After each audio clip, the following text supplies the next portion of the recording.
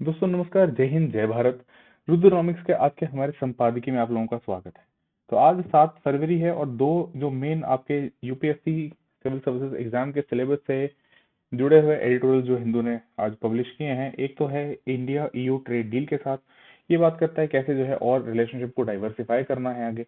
और दूसरा है जो अभी एक अनफॉर्चुनेट इंसिडेंट हुआ नॉर्थ ईस्ट के मेघालय स्टेट में, जहाँ पे कुछ लोग जो हैं मजदूरों की मौत हुई। रैट होल माइनिंग का मुद्दा दोबारा जो है एक बार ज्वलनशील होकर चर्चा में है, तो इसके बारे में डिस्कस करेंगे कि क्या होता है और क्या इम्प्लीकेशन है। एनजीटी ने बैन कर रखा है इसको।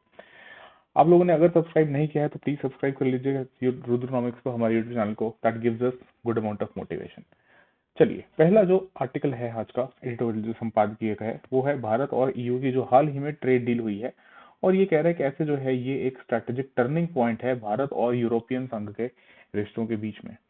तो शुरुआत में जानते हैं ऑथर कौन है। ये जो मिस्टर जेवियर हैं, डॉक्टर कॉन्स्टेंटिनो जेवियर, ये एक सीनियर फेलो हैं CESP पे, centre for social and economic progress, जहाँ पे ये डायरेक्ट करते हैं प्रोग्राम फॉरेन पॉलिसी का और सिक्योरिटी स्टडीज का।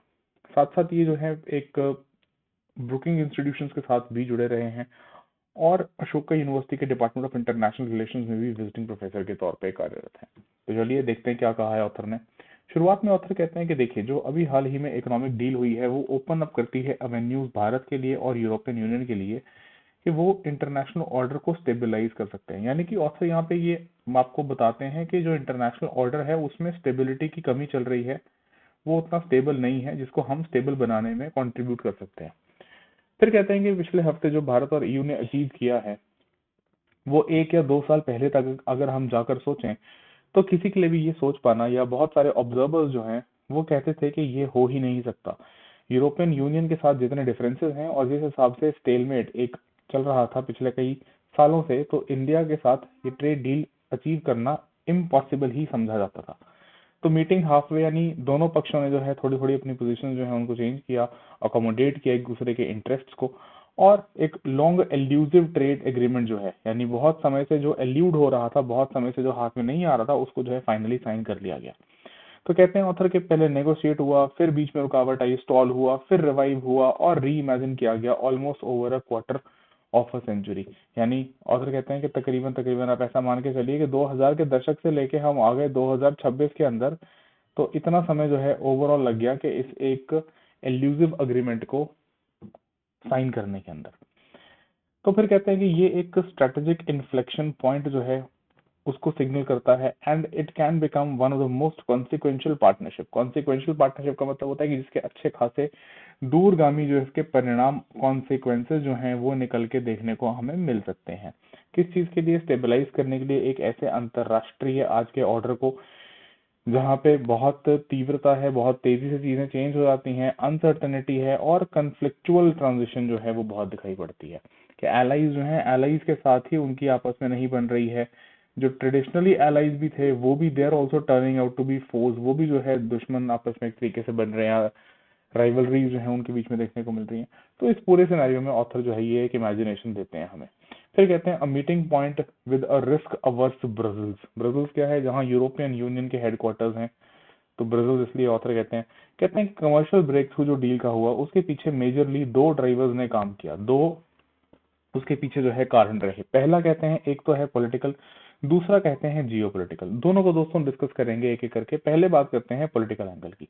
तो कहते हैं कि देखो, पॉलिटिकल एंगल जहां तक इसकी बात है कि ये दिखाता है कि कैसे समिट डिप्लोमेसी जो है वो प्ले करती है और वो पे करती है, वो अपना रोल प्ले करती है और उसके चलते जो है वो आपको जो है कोई ना कोई आउटकम जो है अच्छा निकाल के देती है। देखिए इसको समझिए दोस्तों, ये ना इंटरनेशनल रिलेशंस में हम एक टर्म यूज करते हैं, डिप्लोमेसी तो आप समझते ही हैं, लेकिन जब हम समिट डिप्लोमेसी की बात करते हैं, देखिए किसी भी मीटिंग को आप ऐसे ही समिट नहीं बोल सकते। किसी मीटिंग को यदि समिट कहा जा रहा है तो इसका मतलब ये होता है कि दो देशों के राष्ट्राध्यक्ष जो हैं वो वहां पे मिल रहे हैं, जो हेड्स हैं स्टेट्स के या गवर्नमेंट्स के, यानी कि हाईएस्ट लेवल। आप ऐसा इसमें मान के चलें कि हाईएस्ट लेवल पे ये मीटिंग होने वाली है। कि अगर हम मान लीजिए वैसा बोलें कि इंडिया और यूरोपियन यूनियन का समिट हुआ, तो यानी कि भारत की तरफ से प्रेसिडेंट या प्राइम मिनिस्टर ने जो है पार्टिसिपेट किया, और वैसे ही जो है यूरोपियन यूनियन की जो टॉप लीडरशिप है, जो यूरोपियन यूनियन के प्रेसिडेंट है, उन्होंने उसमें पार्टिसिपेट किया।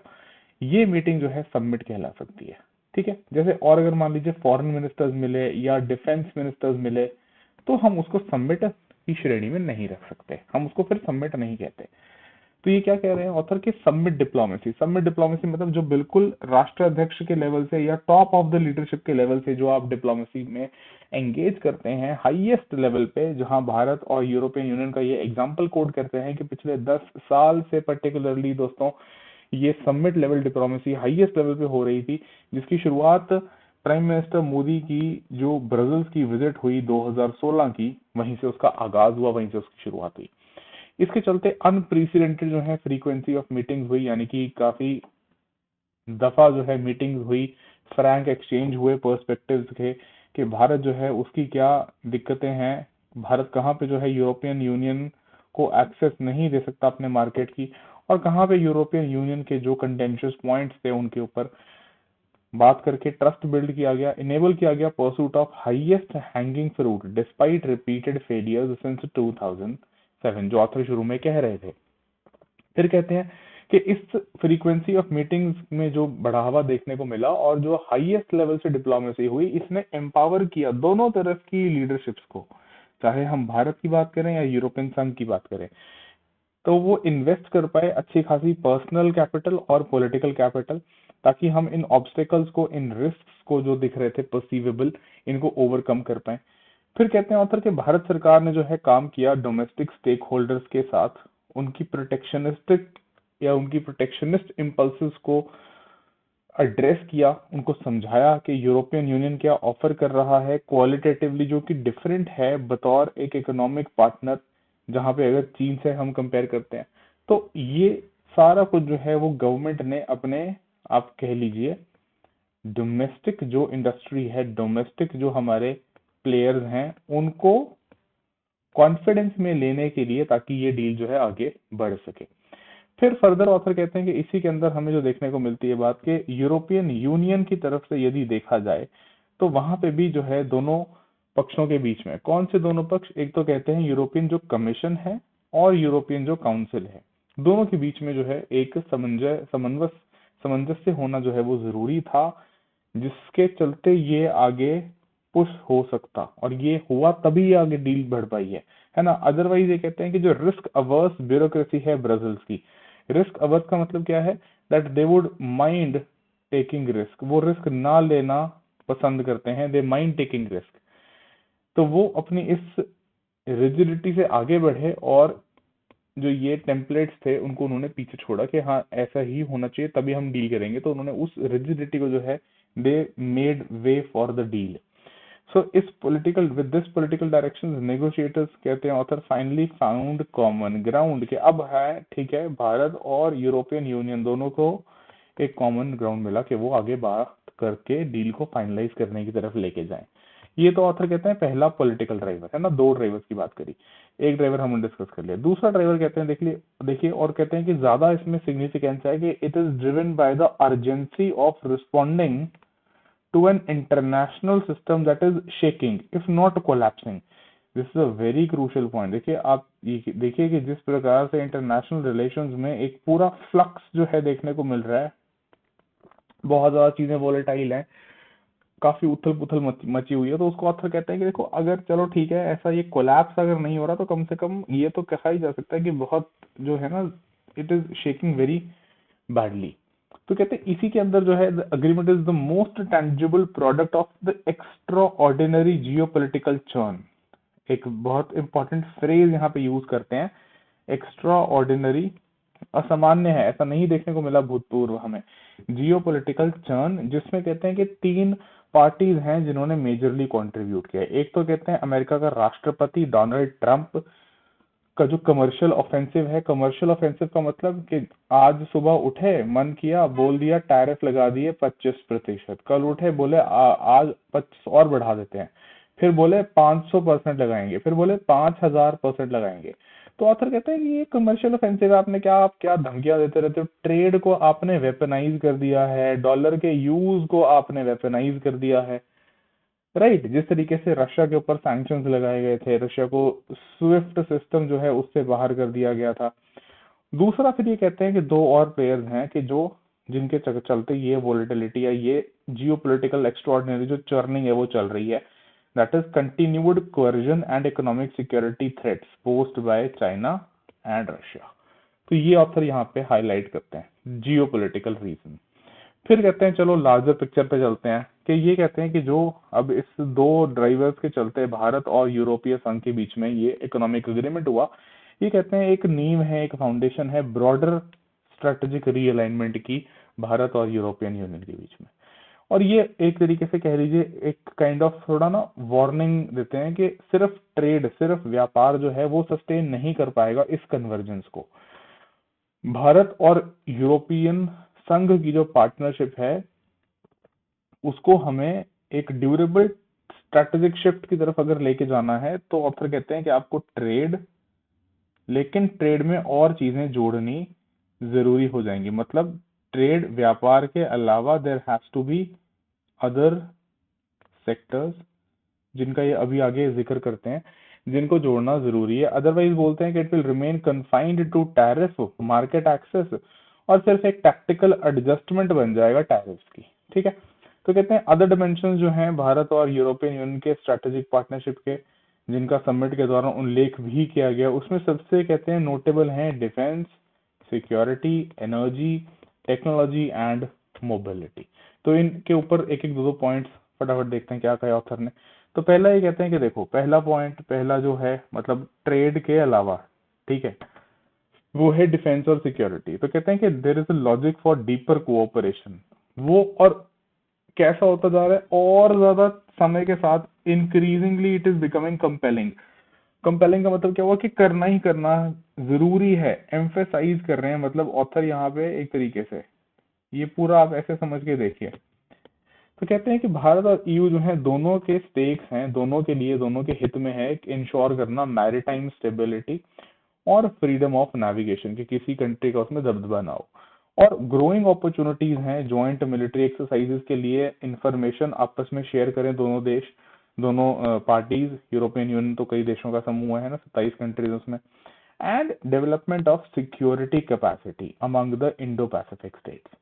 फिर कहते हैं कि जो अग्रीमेंट है वो रिफ्लेक्ट करता है कि एक इंटरेस्ट दोनों का इन मूविंग बियॉन्ड एडहॉक, मतलब टेम्परेरी एंगेजमेंट, टुवर्ड्स एक इंस्टीट्यूशनलाइज्ड कोऑपरेशन, यानी कि किसी प्रकार से एक जो है परमानेंट स्ट्रक्चर। आप इसको ऐसे समझ के चलिए, अगर आपको ये लैंग्वेज डिकोड करने में दिक्कत है, कि एक काइंड ऑफ परमानेंट स्ट्रक्चर को इवॉल्व किया जाए, ताकि टेम्परेरी से एडहॉक अरेंजमेंट से, एडहॉक एंगेजमेंट से जो है एक मोर स्टेबल एंड कंटिन्यूड जो एंगेजमेंट है उसकी तरफ बढ़ा जा सके। Coupling defence industrial interest with financing trade and technology priorities. तो ये बात करते हैं डिफेंस एंड सिक्योरिटी के पहले एंगल के अंदर। दूसरा ये लेके जाते हैं, कहते हैं अब टेक जो है वो भी बहुत इंपॉर्टेंट पार्ट है, एंड कहते हैं perhaps the most consequential frontier as global tech governance fragments along geopolitical lines. के ग्लोबल टेक जो गवर्नेंस है वो जियोपॉलिटिकल इश्यूज से अछूती नहीं है, जियोपॉलिटिकल लाइंस के चलते उसके अंदर क्या है, विभाजन है, फ्रैगमेंटेशन देखने को मिलता है। तो कहते हैं भारत और यूरोपियन संघ के पास एक अपॉर्चुनिटी है to shape standards, shape norms जो रिफ्लेक्ट करें वैल्यूज विदाउट स्टिफलिंग इनोवेशन, कि इनोवेशन भी रहे और हमारी वैल्यूज को भी हम अपहोल्ड कर पाए। तो कोऑपरेशन कौन से पर्टिकुलर एरियाज में, या आप कह सकते हो कौन से पर्टिकुलर सेक्टर्स या सब सेक्टर्स के अंदर बोलते हैं। तो एक तो बोलते हैं semiconductors, DPI digital public infrastructure, artificial intelligence, data governance, है ना। इन सब पे कहते हैं कि अगर हम कोऑपरेट करते हैं आपस में, भारत और यूरोपियन यूनियन, तो इससे म्यूचुअल वल्नरेबिलिटीज हम कम कर सकते हैं, एनहांस कर सकते हैं स्ट्रेटेजिक ऑटोनॉमी दोनों साइड्स की। देखिए इसमें नो डाउट हमें भी जो है ये नहीं चाहिए कि हम सिर्फ जो है कहीं यूएस पे डिपेंडेंट हो, या हम चाइना के ऊपर डिपेंडेंट हो बहुत ज्यादा, या ताइवानीज के ऊपर, या कोरियंस के ऊपर, कि हमें भी we also are trying to diversify across all the sectors। अगर आपने देखा हो तो जहाँ पे आत्मनिर्भरता वाला कंपोनेंट भी है, कि जितना हम आत्मनिर्भर बन पाए जिस पर्टिकुलर एरिया में आत्मनिर्भर भारत के तहत, उतना अच्छा, नहीं तो हम एक सिंगल प्लेयर के ऊपर तो कम से कम निर्भर ना ही करें। फिर दोस्तों ऑथर तीसरे उसके ऊपर लेके चलते हैं कि ट्रेड के बाद एक तो देख लिया डिफेंस सिक्योरिटी, दूसरा देख लिया टेक, तीसरा आते हैं मोबिलिटी, यानी कि फ्री मूवमेंट काइंड ऑफ किस किस की कहते हैं, एक तो स्टूडेंट्स की, रिसर्चर्स की एंड स्किल्ड वर्कर्स की। ये कहते हैं एसेंशियल रहेगा किस चीज के लिए, अगर हमें ट्रांसलेट करना है पॉलिटिकल अलाइनमेंट को किसके अंदर, सोशल एंड इकोनॉमिक डेप्थ के अंदर, कि सोसाइटल और इकोनॉमिक डेप्थ। देखिए यहाँ इस बात को समझिए कि यूरोप को साफ दिख रहा है कि आने वाले समय में भारत जो है, भारत की मार्केट जो है, भारत के जो यूथ का बल्ज जो है उसका फायदा वो उठा सकता है, इसीलिए जो है ऐसी मोबिलिटी और इसके तहत जो है ये बात कर रहे हैं। प्लस वेरी इंपॉर्टेंटली आप एक बात समझिए कि भारत का जो डायस्पोरा है वो पूरी दुनिया में फैला हुआ है, एंड इसको सिर्फ आप जो है भारत के हिसाब से मत सोचिए, इसको आप जिस जगह यूरोपियन यूनियन में अगर मान लीजिए इंडियन डायस्पोरा है, तो वो यूरोपियन यूनियन की ओवरऑल इकोनॉमिक ग्रोथ को भी कंट्रीब्यूट करता है। इसको आप इस परिप्रेक्ष्य से, इस एस्पेक्ट से भी नकार नहीं सकते, right. Then addressing long standing friction जो हैं, जैसे वीजा के ऊपर, प्रोफेशनल रिकॉग्निशन के ऊपर, ये ना केवल स्ट्रेंथन करेंगे people to people ties, but साथ साथ सपोर्ट करेंगे इनोवेशन इकोसिस्टम्स को, दोनों के लिए, भारत और यूरोप के लिए। सो taken together they can offer a path towards a genuine India European union interdependence, ठीक है। और कहते हैं एक इसमें फिर वापस ये एंगल जोड़ देते हैं रिस्क का, कि रिस्क क्या है या चैलेंज क्या है, कि अगर आप ऐसा नहीं करते हैं तो यू रन अ रिस्क, कि विदाउट सच मल्टी सेक्टोरल इन्वेस्टमेंट, जो करंट अलाइनमेंट है वो, उसमें एक रिस्क है कि remaining contingent on just external pressures rather than internalised interest. तो वो कहते हैं कि देखिए इसलिए जरूरी है कि हम ट्रेड और टैरिफ्स की तो बात कर रहे हैं, लेकिन उसके साथ साथ हम इन स्ट्रेटेजिक सेक्टर्स में भी जो है क्या करें, अलाइन करें आपस में। चलिए फिर फर्दर लास्ट में ऑथर कंक्लूजन की तरफ बढ़ते हुए कहते हैं कि ये एक रेयर अपॉर्चुनिटी है, एक ऐसा अवसर है हमारे को मिला कि प्रैक्टिकल मीनिंग हम दे पाए old mantra of multipolarity which dates back to 2000। Multipolarity यानी कि देखिए यहाँ पे I will again say this is very very very important, ये टर्म पहले भी यूज की गई है, हालांकि ये थोड़ा नया टर्म है। ट्रेडिशनली हम इंटरनेशनल रिलेशंस में या जियोपॉलिटिक्स में ऐसा नहीं देखते कि ये यूज किया जाता हो। कौन से टर्म की मैं बात कर रहा हूँ, ये मिडिल पावर के ऑथर कहते हैं कि मल्टीपोलैरिटी, और उसमें मल्टीपोलैरिटी में तो मल्टीपोलैरिटी में बोलते हैं कि वर्ल्ड पावर है ना, क्या बोलते हैं, सुपर पावर है। दूसरा ये कह रहे हैं कि in coordination with other middle powers, ठीक है, new Delhi Brazil can help deliver growth and security. यानी ऑथर यहाँ कह रहे हैं, ऑथर एक तरीके से ऐसा कह रहे हैं कि यूरोपियन यूनियन एंड भारत एक वर्ल्ड ऑर्डर में मल्टीपोलैरिटी लाने में हेल्प कर सकते हैं, कैसे, कोऑपरेट करके दूसरी और अदर मिडिल पावर्स के साथ। यानी एक तरीके से आप ये समझिए कि ऑथर यहाँ पे जो है ये कह रहे हैं कि भारत और यूरोपियन यूनियन दोनों दुनिया के इस स्टेज पे, अंतरराष्ट्रीय मंच पे वर्ल्ड पावर्स के समक्ष मिडिल पावर का स्टेचर रखते हैं, और बाकी मिडिल पावर्स के साथ मिलके हम इसको मल्टीपोलर कर सकते हैं। सिर्फ अमेरिका या डोनाल्ड ट्रंप लेड अमेरिका की दादागिरी जो है नहीं चलने दे सकते। फर्दर कहते हैं कि this will have to be a partnership जो डिलीवर करे tangible public goods across Indo Pacific, और ये चाइना को भी बीच में घुसा लेते हैं कि चाइना को चेक में रखने के लिए, right, across the global south which seeks reliable development partners. फिर कहते हैं ये अभी का जो एरा है, आज का जो दौर चल रहा है, it is defined less by alliance blocks than by issue based coalitions. मतलब यहाँ पे आप ये समझिए कि चाइना का तो चलिए सीधे सीधे नाम ले लिया यूरोपियन यूनियन को लेकर, अलायंस ब्लॉक्स का मतलब कि जैसे यूनाइटेड स्टेट्स ऑफ अमेरिका के साथ जो है एक नेचुरली अलाइंड पोजीशन देखी जाती थी यूरोपियन यूनियन की, जिसके अंदर ब्रेक देखने को मिला है। जो पूरा डोनाल्ड ट्रंप ने जिस प्रकार से धमकाया कि हम ग्रीनलैंड ले लेंगे, ग्रीनलैंड में ट्रूप्स भेज दूंगा मैं टैरिफ लगाऊंगा, एटसेट्रा एटसेट्रा, राइट। तो ये कह रहे हैं कि अब ये अलायंस ब्लॉक्स से ज्यादा एरा दौर डिफाइन होता है इशू बेस्ड कोalitions से, और जहां पे ये कहते हैं कि भारत और यूरोपियन संघ की जो है कन्वर्जेंस दिखाई पड़ती है। अगर इसको सस्टेन किया गया और इसको और गहरा, इसको और डीपन किया गया, तो फाइनली ये एक स्ट्रॉन्ग पिलर्स की तरह उभर के आ सकता है, एक स्थिर अंतरराष्ट्रीय सिस्टम की तरफ जो है कंट्रीब्यूट कर सकता है।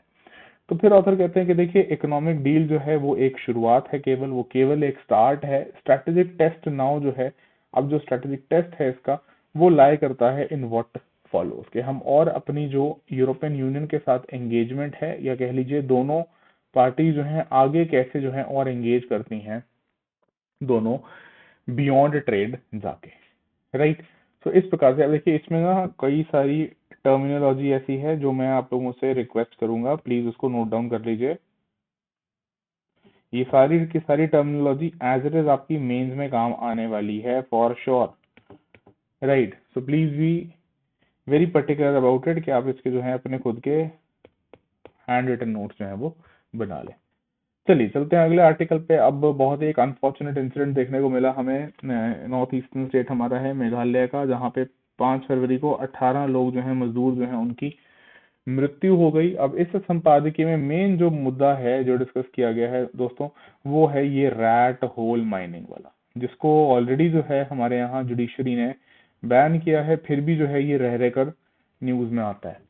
तो चलिए पहले तो एक बार इसके ऊपर देखते हैं। ये आपका पूरा जो एनवायरमेंट इकोलॉजी वाला पार्ट है, सस्टेनेबिलिटी वाला पार्ट है, ठीक है, एंड गवर्नेंस इश्यूज वाला पार्ट भी है, क्योंकि इसमें corruption, nexus between politicians, bureaucracy and mining mafia, वो सारा जो है निकल के आता है। तो ये इस पर्टिकुलर आपके सिलेबस के एरिया से ओवरलैप करता है।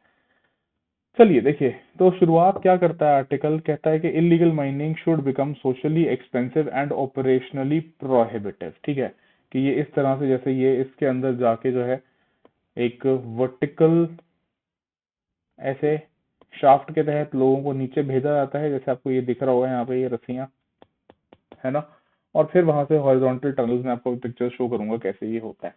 चलिए, तो कह रहे हैं कि एक्सप्लोजन जो हुआ एक इलीगल रैट होल माइन के अंदर, उससे 18 जो वर्कर्स थे उनको अपनी जान से हाथ धोना पड़ा। और ये एक रिमाइंडर है कि कोर्ट सुपरविजन, यानी कोर्ट की निगरानी में हर चीज नहीं हो सकती। कोर्ट की जो सुपरविजन है that is not a substitute for governance. Governance किसका काम है? एग्जीक्यूटिव का, सरकार का मेन काम है पॉलिसी की एग्जीक्यूशन कैसे करनी है। तो इलीगल कोल माइनिंग कहते हैं एक लॉन्ग रनिंग प्रॉब्लम है, पर्टिकुलरली खास तौर से नॉर्थ ईस्ट में, स्पेशली जो मेघालय का कोल बेल्ट है, जहाँ पे एक डिस्टिंक्ट इकोसिस्टम है।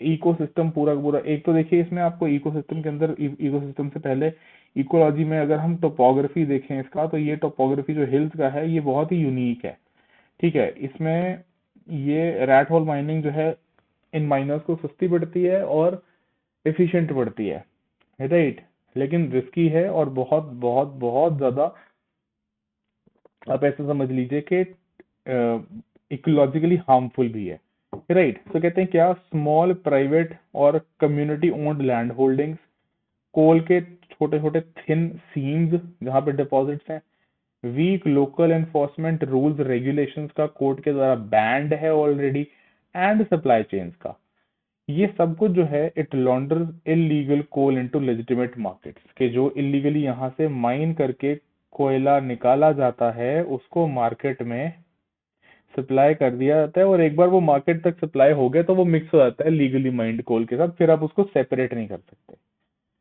तो रैट होल माइनिंग कहते हैं is the norm for illegal setups and they are prone to collapsing because they lack engineering roofs, side wall protections, ठीक है। ठीक है, फिर आते हैं एनजीटी पे। पर एनजीटी पे जाने से पहले दोस्तों देखो, ये इस प्रकार से जो है काम पूरा चलता है, जो मैं यहाँ आपको दिखा रहा था ना, ये वाला जो ये दिस डिग आउट है ना, जो ये साइड में मजदूर खड़े हैं, तो ये किस प्रकार से होता है कि एक ना जमीन, जैसे मान लो दिस इज, ये जो है this is the ground surface, मैं लिख देता हूँ यहाँ पे, दिस इज द, ये ग्राउंड सरफेस है यहाँ पे, यहाँ से आप ऐसे इसको डिग करते हैं और नीचे जाते हैं, ठीक है, which can be between 40 to 35 feet. और ये क्या है, ये आपका हो गया एक वर्टिकल, ठीक है, ये नीचे चला गया, और उसके बाद यहाँ नीचे जब आप पहुंच गए तो यहाँ पे आप क्या करते हैं, यहाँ आप जमीन में अंदर की तरफ ऐसे हॉरिजॉन्टली खोदना शुरू करते हैं, ठीक है, और यहाँ से मैनुअल जो आपके पास हथियार होते हैं, मतलब ये सारा काम जो है वो मैनुअली किया जाता है, मैनुअली फिर वहां से क्या किया जाता है, कोल को डिग किया जाता है, कोल को वहां से निकाला जाता है और उसको वापस लेके आया जाता है। ठीक है, तो ये एक पहले की न्यूज का कटआउट है जहाँ पे 15 माइनर्स जो है वो मिसिंग थे 14 दिन के लिए, राइट। चलो, तो देखो ये जो है इसके अंदर शाफ्ट से इसको उनको उतारा जाता है या मेकशिफ्ट अरेंजमेंट्स होते हैं सीढ़ियों के, और उसके बाद यहाँ से ये नीचे ऐसे हॉरिजॉन्टली इनसे डिग करवाते हैं, ब्लास्टिंग करवाते हैं, और यही ब्लास्टिंग जो है कई बार जानलेवा भी साबित होती है। जैसे देखिए इस पर्टिकुलर इस पिक्चर में आपको दिख रहा होगा, यहाँ पे जो ये स्पार्क दिख रहा है आपको, ये स्पार्क जो निकल रहा है ये क्या है, ये ऐसे ये छत है छोटी सी, ये नीचे जाके वो ये कोल माइनर है, वर्कर है, ये यहाँ पे ब्लास्टिंग के लिए जो है ये लगा रहा है, और उसके बाद ये इस तरह से ब्लास्टिंग कर करके आगे ऐसे ये पूरा क्रिएट करते हैं।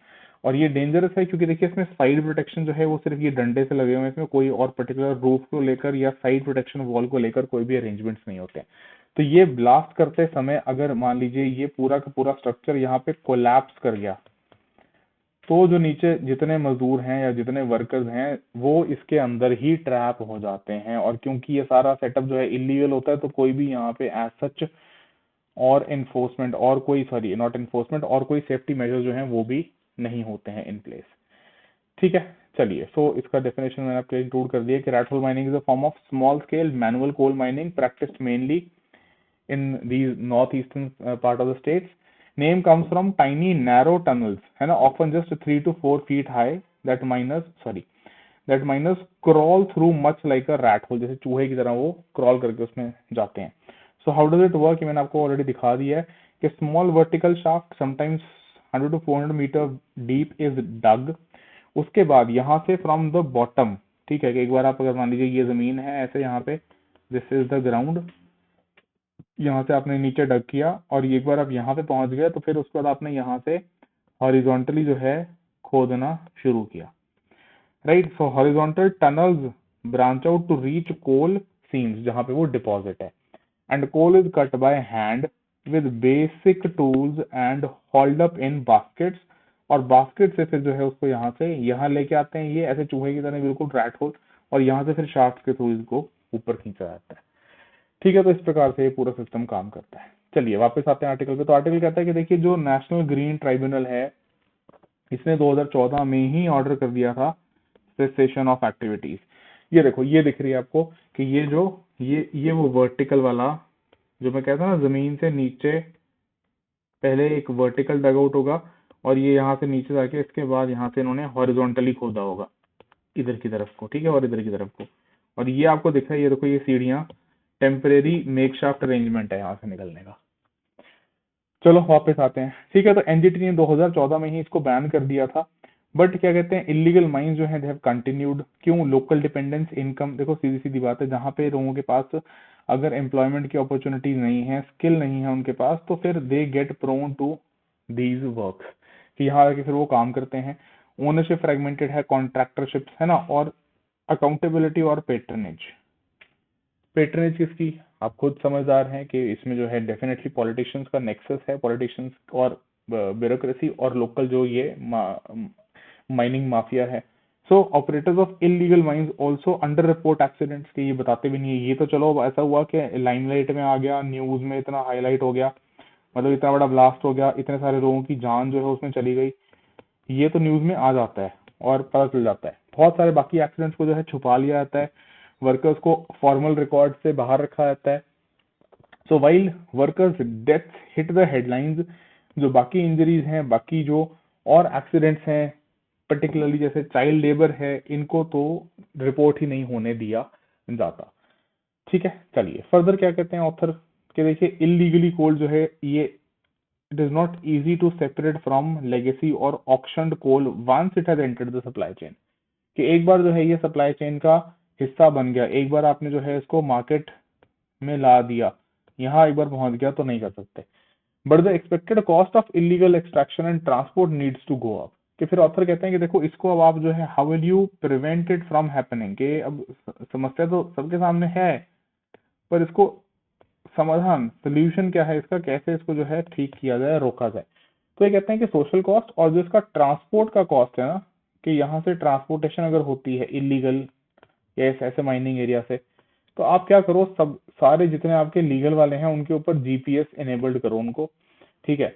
ये क्या कहना है कि GPS tracking of all coal carriers, और साथ में अगर ये डिविएट करते हैं एक स्पेसिफिक रूट से, इंटीग्रेट करो सैटेलाइट और drone patrol data with control rooms, ताकि उनके ऊपर निगरानी हो सके। ऐसा ना हो सके कि जो इनलीगली माइंड कोल है वो इसके साथ मिक्स करके जो है बड़े आसानी से मार्केट या सप्लाई चेन का हिस्सा बनाया जा सके। साथ में ये कहते हैं कि मेघालय ऑलरेडी जो है उसके पास उसने एक फ्रेमवर्क डेवलप कर रखा है अंडर द एमएमडीआर एक्ट, जो mines and minerals development and regulation act है, राइट। बट फिर भी जो है कहते हैं कि दिक्कतें हैं, जिसके लिए फिर ये कहते हैं कि जीपीएस और ये सब चीजें जो हैं जो ऐड करनी जरूरी है, टेक्नोलॉजी को यूज करना जरूरी है इसके अंदर। फिर illegal mining should also become socially expensive, perhaps through community monitoring incentivized by sharing penalties with local bodies, कि जो आप पेनल्टीज का पैसा लगा रहे हैं वो लोकल बॉडीज के साथ, ग्राम पंचायत के साथ, पंचायती राज इंस्टीट्यूशंस के साथ, ग्रामीण इलाकों में उनके साथ जो है इसकी एक हिस्सा जो है वो पैसा इनके साथ शेयर करें, ताकि इनको भी इंसेंटिव मिले और कम्युनिटी मॉनिटरिंग या विजिलेंस हो सके।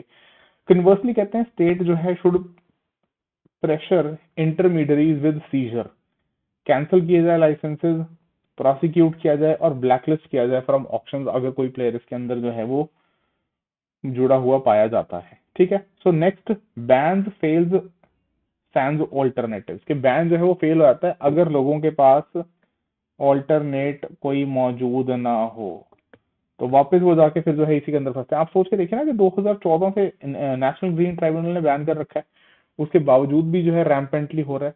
सो स्टेट, ये कहते हैं, should displace illegal mining as an income source, ठीक है, कि जो वो वहां पे बेचारे वर्कर्स लेबर जो हैं जिनके पास और कोई इनकम का सोर्स नहीं है, वो जो लेबर क्लास है जो यही इसी के ऊपर डिपेंडेंट है अपनी आजीविका कमाने के लिए, अपना लाइवलीहुड कमाने के लिए, उसको आप क्या प्रदान करो, एक ऑल्टरनेट प्रदान करो।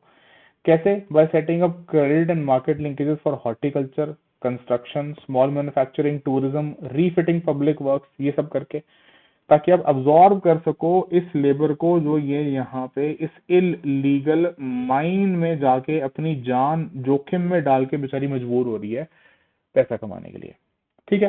फिर कंक्लूड क्या करते हैं ऑथर, कहते हैं फाइनली जो है स्टेट को क्या करना चाहिए, must dismantle incentives on the supply side, कि वो तो हो गया उधर लेबर वाली बात। अभी बोलते हैं कि जो सप्लाई साइड है उस तरफ भी जो भी इंसेंटिव है उनको खत्म करो। कैसे? ये कहते हैं कि जो अभी 5 फरवरी वाला ब्लास्ट है ये दिखाता है कि इलीगल माइंस जो हैं they continue to access an informal labour market. तो स्टेट क्या कर सकती है, may allow workers to testify in exchange for amnesty and aggressively pursue errant contractors. देखो ये बोलने में आसान लगता है, इसको करना जो है बहुत ही स्टीप चैलेंज होगा।